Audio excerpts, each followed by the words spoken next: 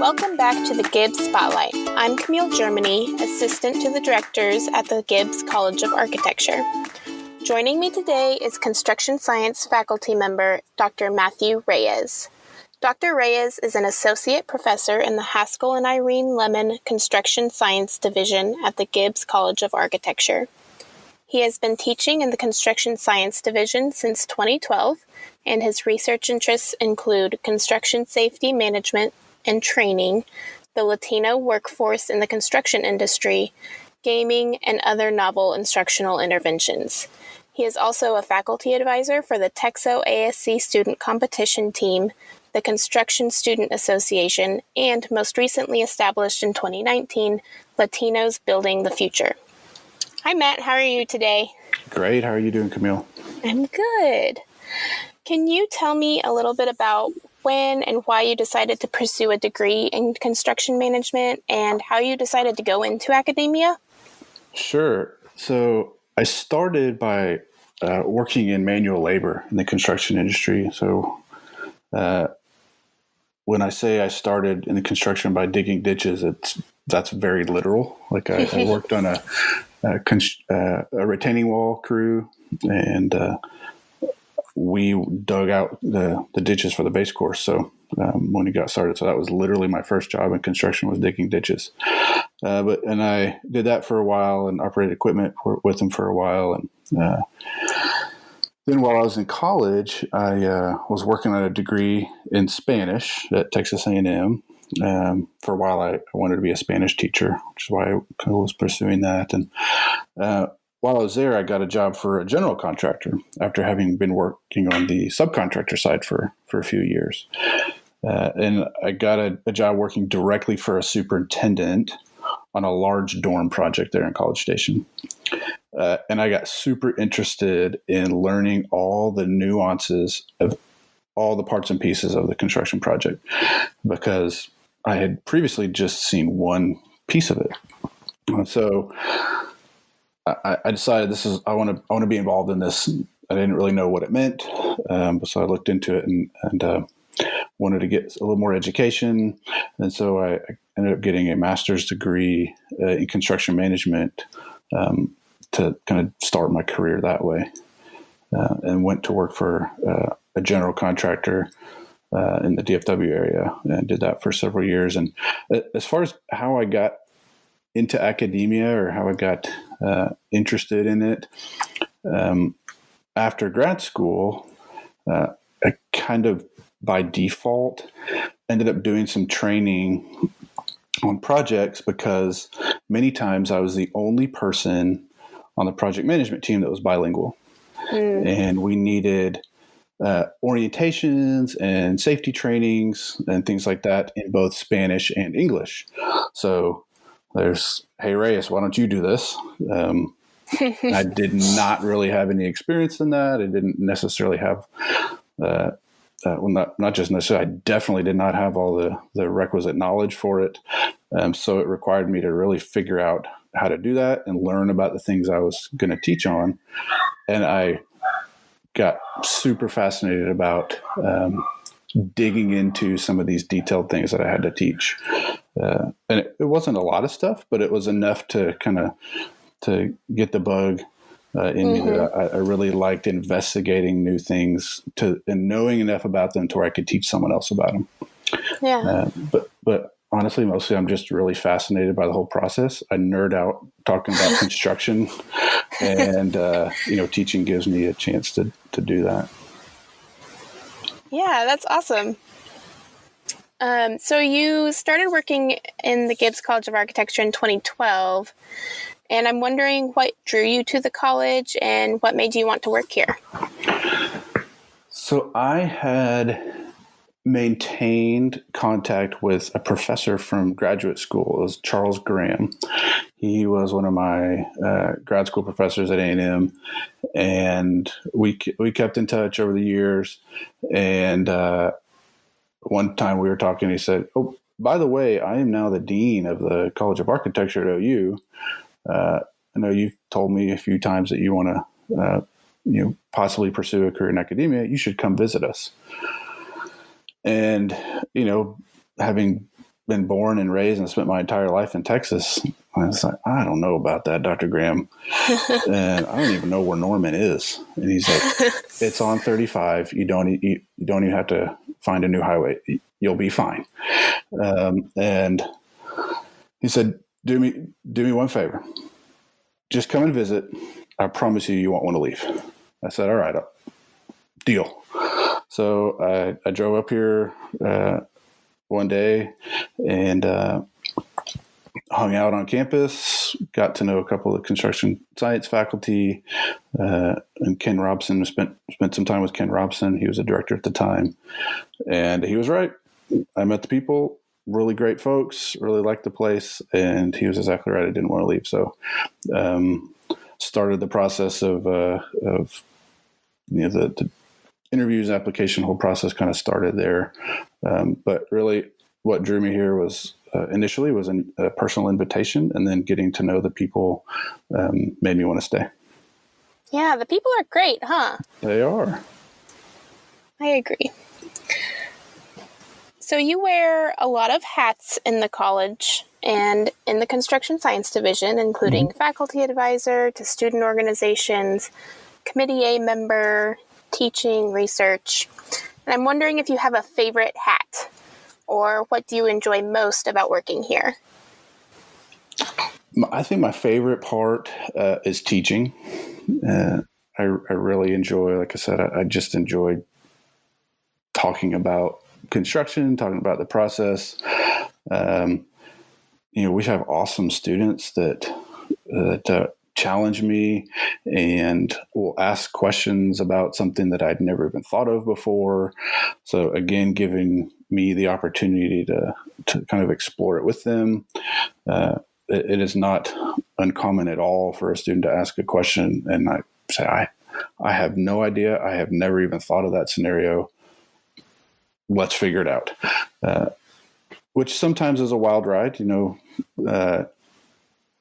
admitting that you don't have all the answers in front of a group and then hoping that you'll figure it out on the spot.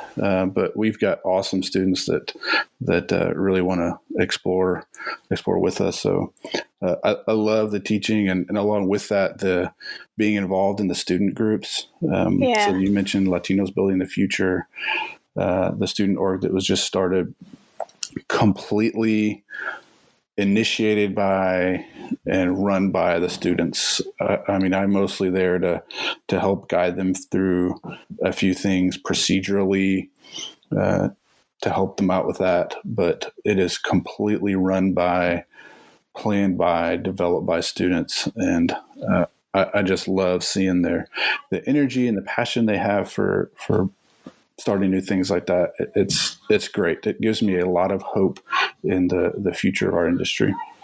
Yeah, that's awesome.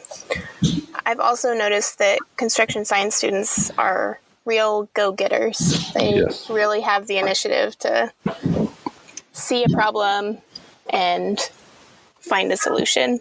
Very much so, yeah. You teach a construction safety course, but you're also conducting research projects on the topic. Tell me more about these research projects and the grants and collaborations involved with them, and as well as the impact on the industry. So there's a project that Dr. Ghosh and I are working on that was funded partially by Texo and partially by the college. We are developing a series of short videos on construction safety topics, and we want to use them as training for industry workers. So they're short, they're easily digestible, and really what we want to do is offer some alternative to these kind of quick toolbox talk sessions that are really common in the industry, that are sometimes done with intent, sometimes not. Sometimes it's just checking a box. There are those that do them well and use them well, and there are those that don't. And part of it is they're it's a little bit outdated, and so we want to offer an alternative to that that is cheap and easy and effective And so they're short videos. They'll be available for free. Actually, the ones we have now are on YouTube that we've done so far. They're in Spanish and in English. Also, Latinos Building the Future helped us with that, with the Spanish voiceover. So they did a super awesome job on that. And so that's what we're working on. Our vision, if we can figure out how to do it on a large scale, is to have a whole kind of a database of videos that would be used. The idea is some just-in-time training. So, for example, you're going to be working on a roof and you have some folks that are not familiar with warning line systems, for example, and how to install them and use them properly. They would watch this 3 or 4 minute video. It would summarize this kind of large regulation and distill it down to something that they can digest. There's got some visuals, some text, and some audio that kind of summarizes all the information, and easily accessible, easy to understand, and that's really our goal for that. Yeah, that's really neat that you're bringing students into the research project as well. That's awesome. Yeah, they add a really valuable piece. Yeah. What other projects are you working on right now? So there's one that Dr. Bigelow and Dr. Pernue and I are working on. Kind of similar vein, actually. Completely different sponsor, and I'm not sure that one knew about the other. It just seemed to be a timely. We have a project sponsored by Electri, which is part of the National Electrical Contractors Association. It's essentially an education and research group. That's not all they do. They do offer scholarships and grants for service projects. And one of the things they do is fund research projects. And we are also doing some videos, although very different style. It's we are interviewing industry professionals and having them tell stories about some of the kind of discrete processes they do as they work through managing a project. So in order to teach a brand new project manager for electrical contractor company how to do some of the project management roles, so how to put together a budget, or how to write a good change order, or how to some do's and don'ts in pay applications, those kinds of things. If they haven't had any formal training or don't have a lot of experience, we're offering that training not through kind of traditional slides and images, but rather through some folks that have got a lot of experience in those things, having them tell stories about, this is how I do it. Here's an example of when I didn't do it very well and it went poorly. Here's an example of when I did do it well and we avoided some problems on it. So that is a project. We did the first phase last year and got our first 5 videos up. They're also out there on YouTube available. And we're working on the next phase, which will be about a dozen more of them. And we're working on those.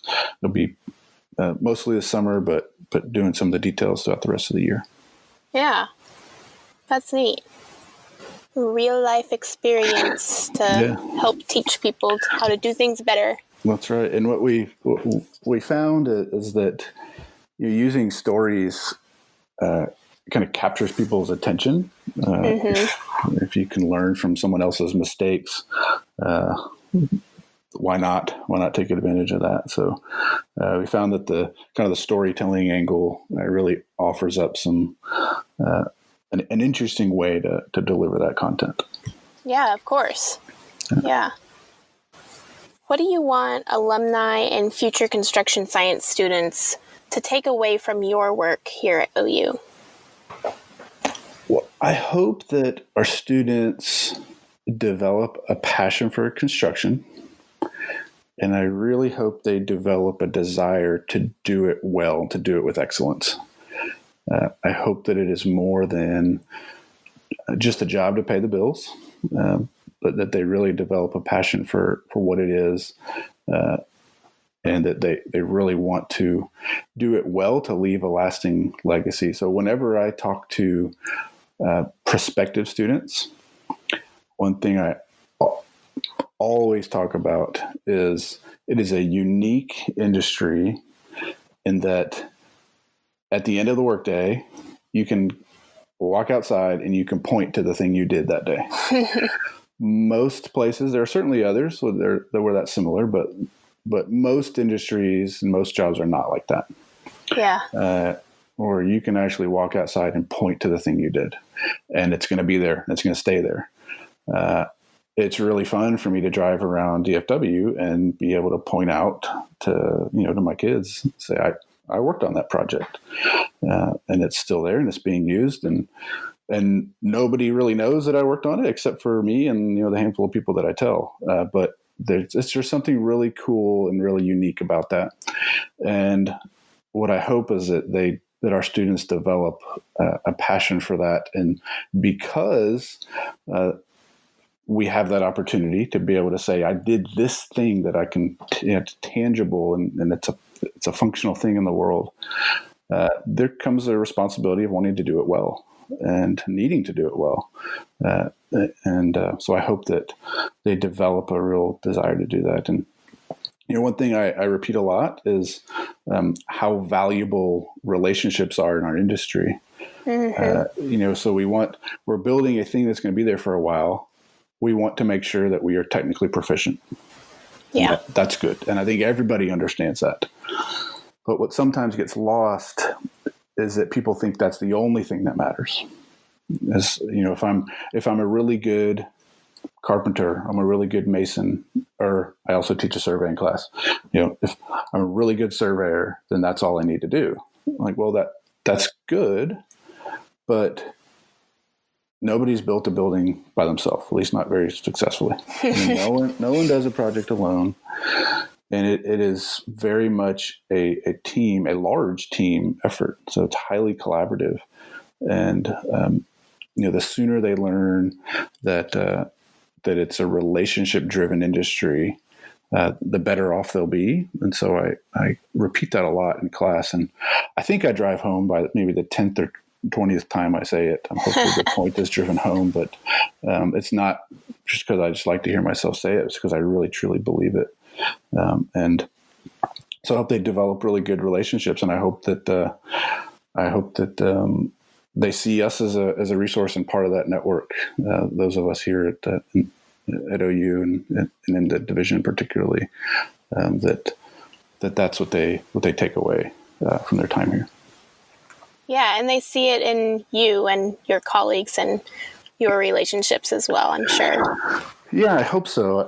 I hope that all the students that come through my classes, I hope they really understand that I care about them. They're not just a warm body occupying a seat in the classroom. I really care about them, and I take that very seriously. And I believe that relationships are really valuable in the industry, but I believe that they're valuable in the classroom. And I hope that they know how serious I am when I say that I care about them as individuals, and I value the relationships that we get to build kind of as a group in a particular class. And I just love that I get to do that. I feel very fortunate, very blessed to get to be just one part of their time here while they're in college. Yeah. What do you see yourself doing in the next 5 or 10 years to aid in the growth and development of future construction science students? A thing I want to continue doing, there's a couple things, I guess. One is encouraging and exploring new ways of learning. So my dissertation, so I did my PhD in educational psychology, and so I kind of blended some topics. I was studying learning theory, but using it in a construction science classroom context. And So one thing I was studying is how do people go from not really knowing how or thinking that they don't know how to visualize something and learn how to build it. How do they make the transition, or how do they develop into where they can do that and can do that well? And what are some things we can do to foster that learning? And so it's kind of spatial visualization stuff. And people think they're not good at it, but really you can get good at it. And over that process, it was really neat to find out that people that don't think they're very good at something actually can get good at something, or they find out that, oh, I'm not too bad at this after all. So the thing that I kind of, the big thing I took away from that, there are a lot of small things that are probably way more nerdy than people want to hear, but the big thing is that there's some small nudges you can do in a learning context that can make for big leaps in students actually grasping and developing skills. So I'm really interested in that, and that's the couple projects I mentioned, how they're training centric, some new ways to explore how do we get the content out there, and how do we encourage people to not just telling them some facts to learn, but encouraging them to really deeply understand and, like you mentioned, problem solve and learn the process for figuring things out. And so there are lots of opportunities for that. There's technologies and there's companies that offer some platforms to help us with that. And we've got some good partners that give us some materials and some software to do that. So the technologies, and some of it is just old school ways of doing it that doesn't require anything advanced, but that's a long way of saying exploring maybe some novel ways of teaching concepts, so that people that think maybe they're not so good at something can discover that they're not too bad after all. Yeah. The other thing that I'm just really excited about and really in awe of our students is the Latinos Building the Future group. I think there's a bright future for the students that started that group, and I really think there's a bright future for that group as a whole. And the intent of the group is